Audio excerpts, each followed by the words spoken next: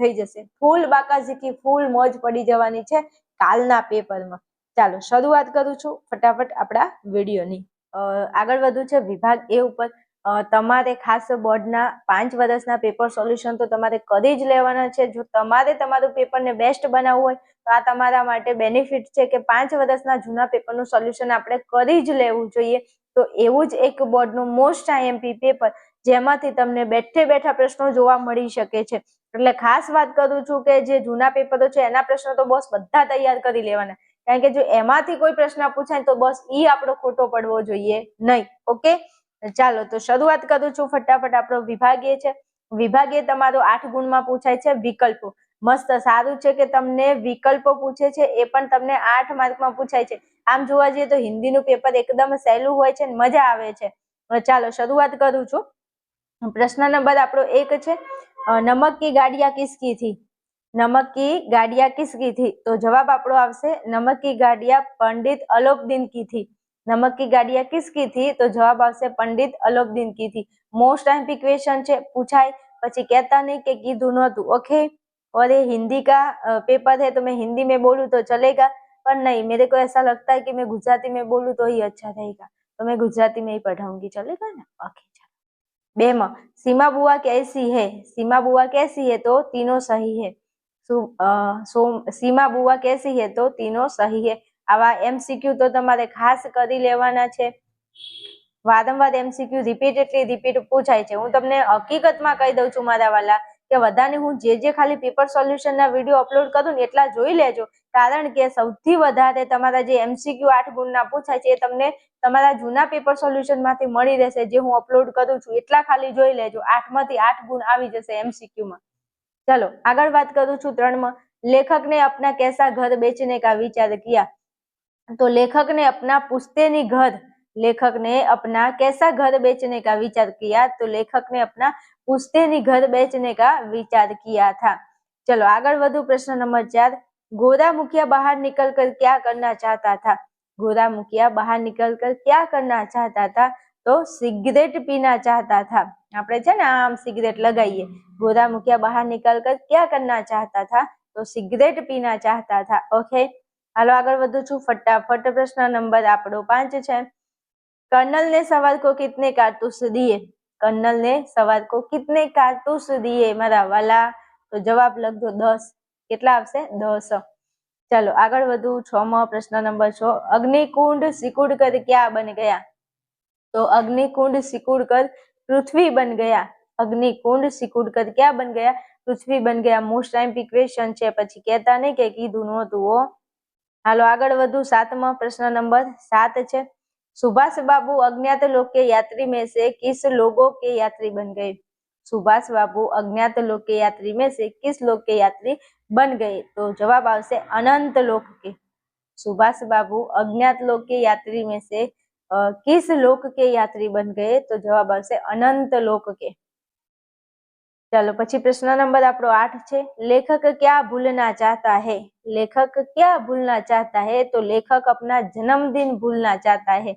અને આપણે આપણો જન્મદિન હોય તો નગરી સજાવો મારા ભાઈનો છે બર્થડે, અને આ બિચારા પોતાનો જન્મદિવસ ભૂલવા માંગતા હતા. બોલો, હાલો આગળ વધીએ. ચલો ફટાફટ.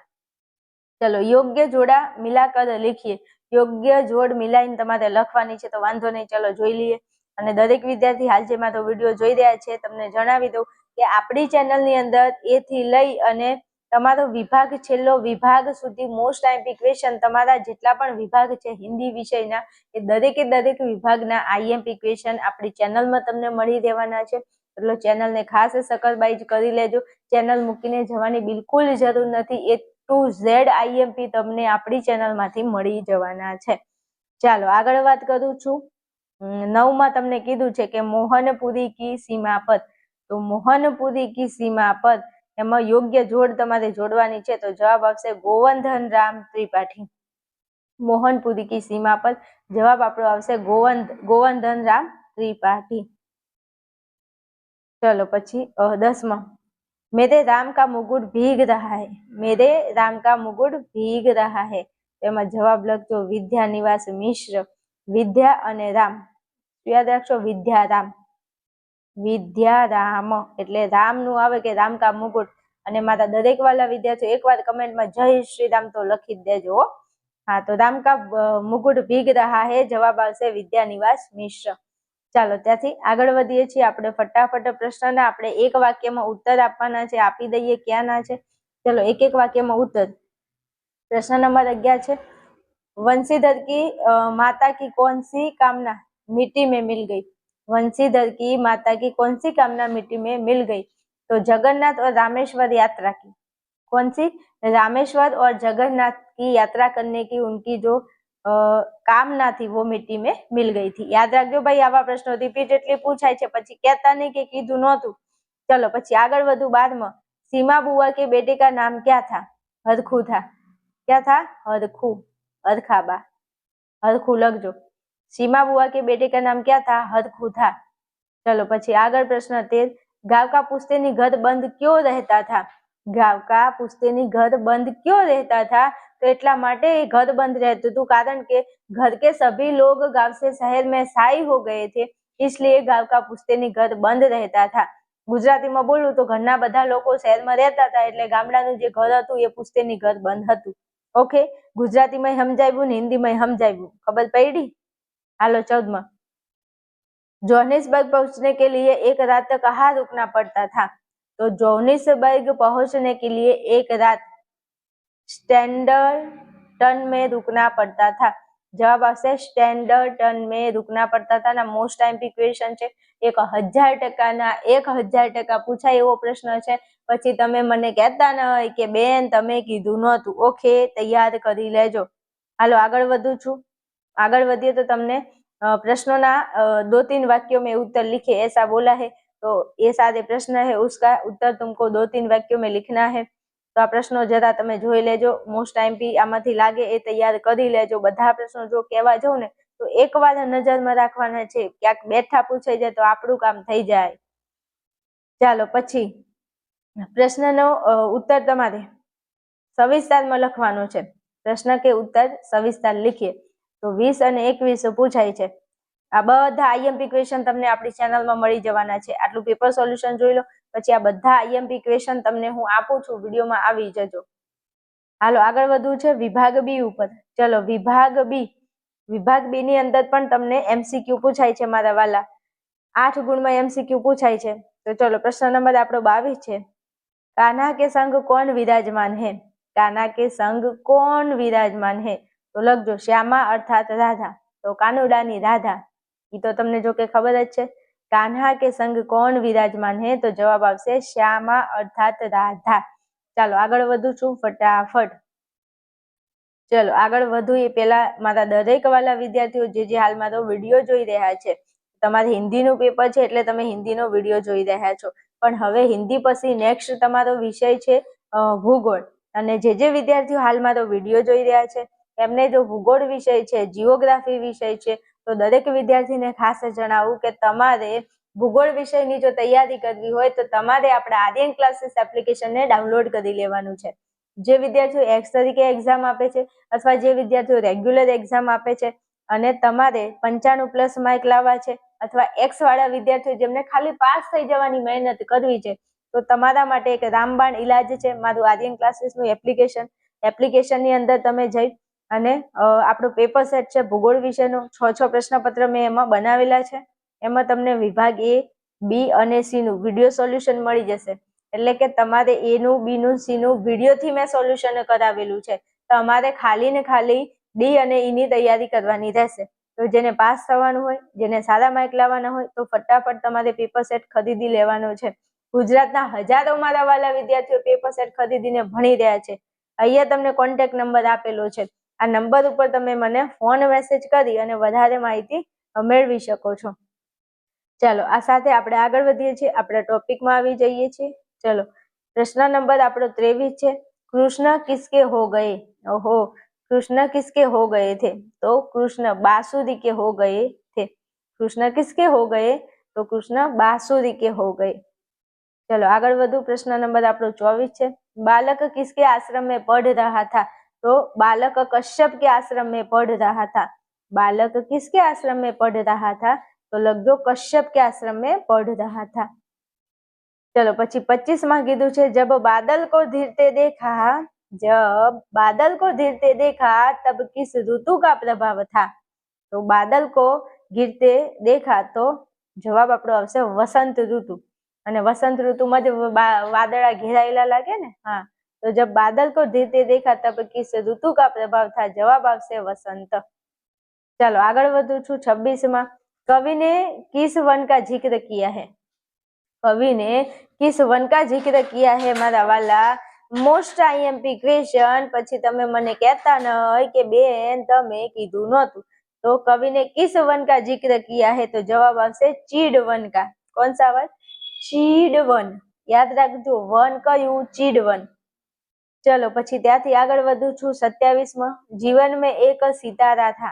जीवन में एक सितारा था ऐसा। तो हाँ, तो શું આવશે? 4 ઓપ્શન આપેલા છે। चलो तो એમાં આવશે माना वह बेहद प्यारा था। जीवन में एक सितारा था, माना वह बेहद प्यारा था। चलो પછી આગળ વધીએ। પ્રશ્ન નંબર આપણો 28 છે। युद्ध और आतंक किसके पर्याय है। युद्ध और आतंक किसके पर्याय है, तो युद्ध और आतंक सामाजिकता के पर्याय है। युद्ध और आतंक सामाजिकता के पर्याय है। ओके, चलो પછી આગળ વધું છું। પ્રશ્ન નંબર આપણો 29 છે। चलो 29 માં,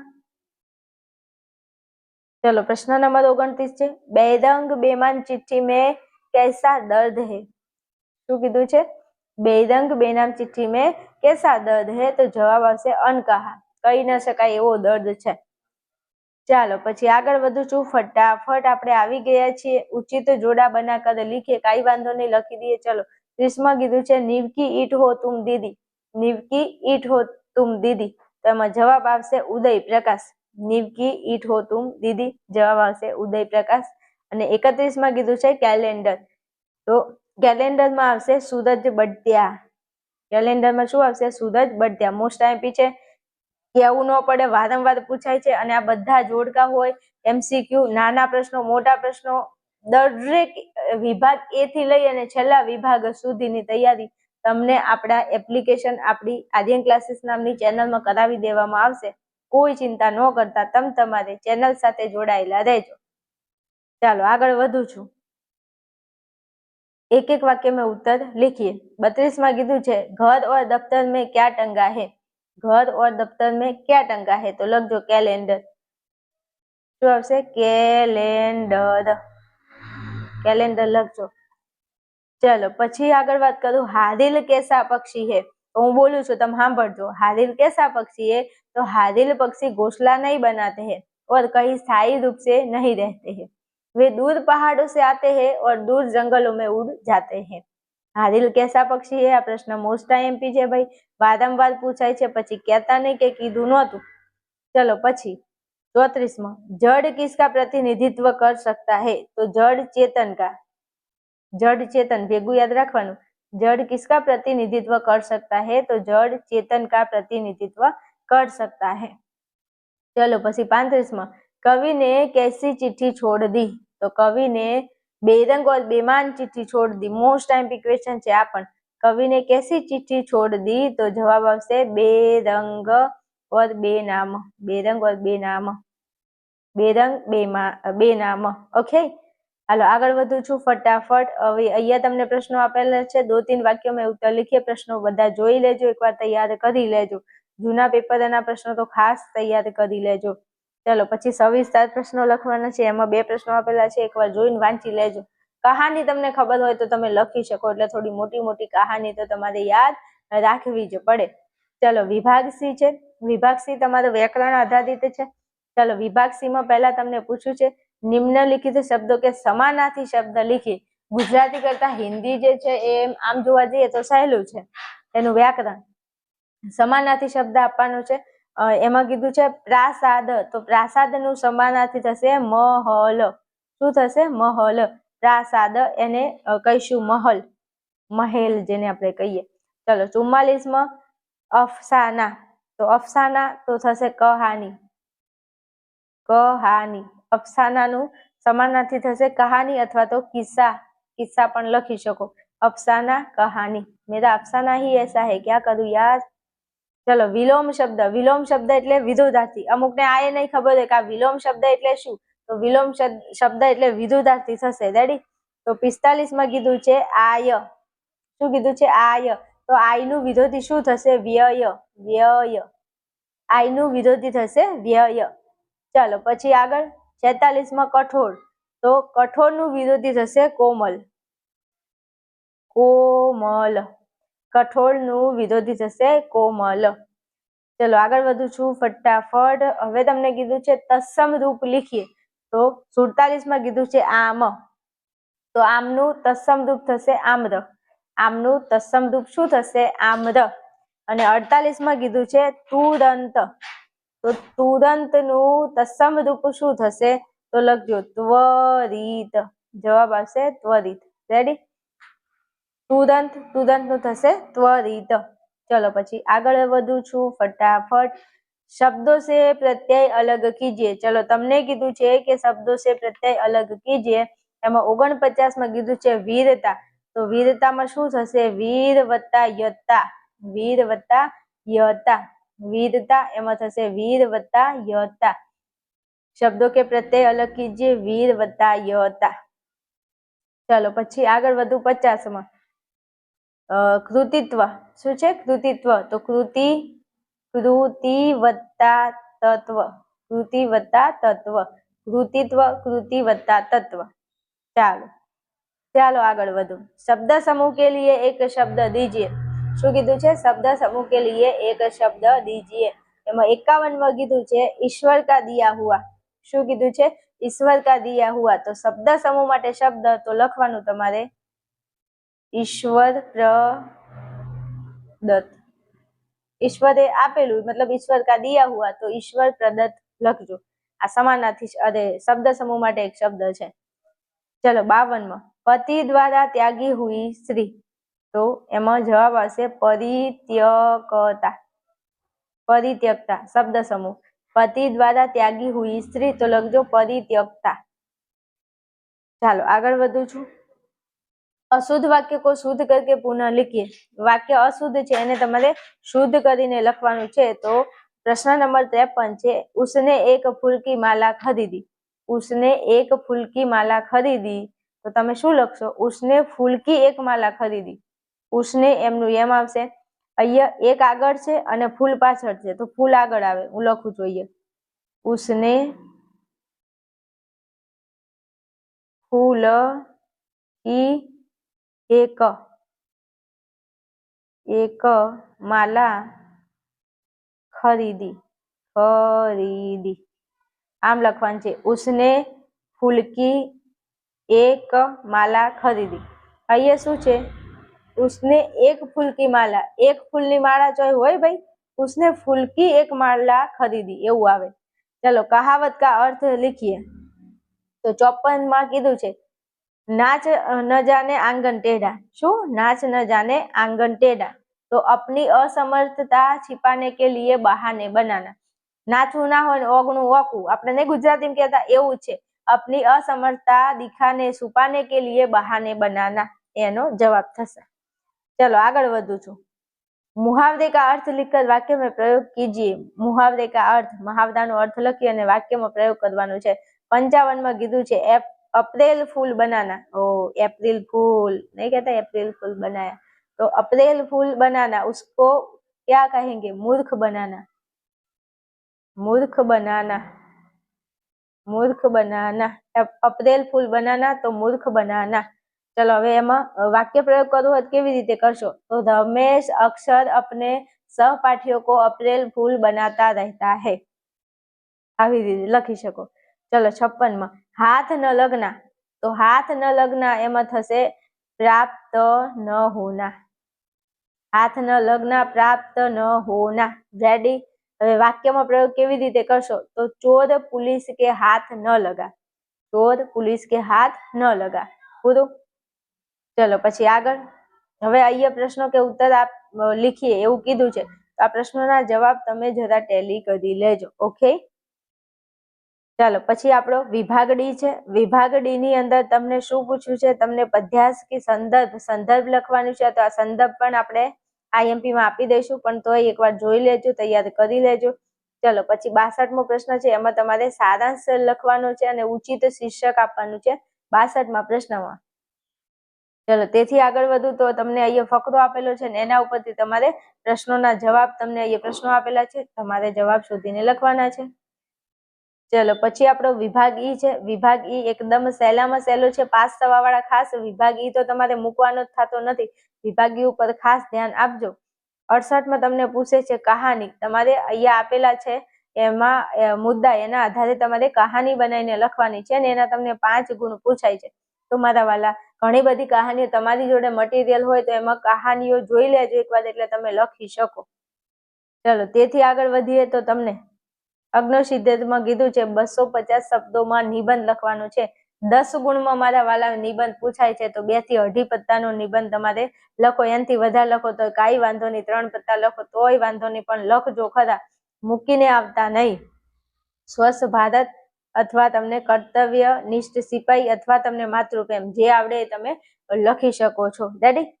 ચલો અહીંયા આપણું પેપર સોલ્યુશન પૂરું થાય છે. મારા વાલા વિદ્યાર્થીઓ, ચેનલમાં નવા હોય તો ખાસ ચેનલને સબસ્ક્રાઇબ કરી લેજો ને વિડીયોને લાઈક શેર કરી દેજો. ચલો મળીશું આપણે નેક્સ્ટ વિડીયોમાં. ત્યાં સુધી જોતા રહો અને ભણતા રહેજો.